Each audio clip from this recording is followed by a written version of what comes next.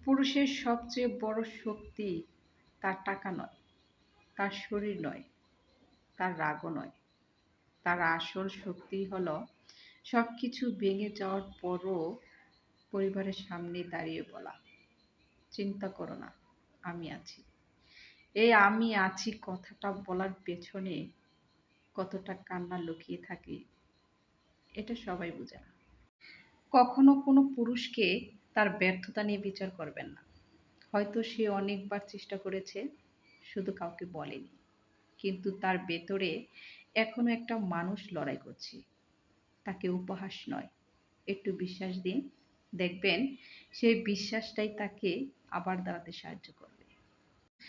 একজন পুরুষ সারা জীবন সবার আশ্রয় হতে পারে, কিন্তু তারও ইচ্ছে করে কারো কাছে মাথা রেখে বলতে, আজ আমি খুবই ক্লান্ত।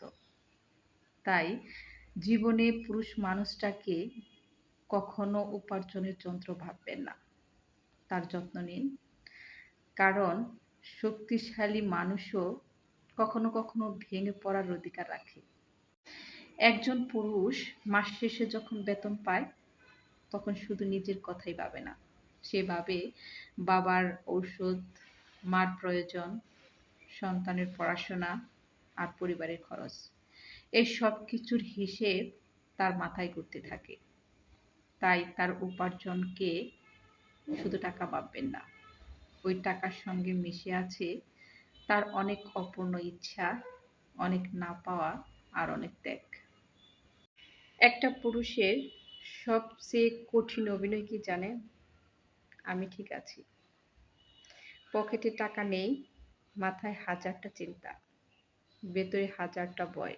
তবুও বাড়িতে ঢোকার সময় হাসি মুখ নিয়ে বলে, সব ঠিক আছে। কারণ সে জানে তার ভেঙে পড়ার শব্দটা শুধু তার নিজের জন্য নয়, পুরো একটা পরিবারকে কাঁপিয়ে দিতে পারে। পুরুষের সৌন্দর্য তার চেহারায় নয়, তার ব্যক্তিত্বে।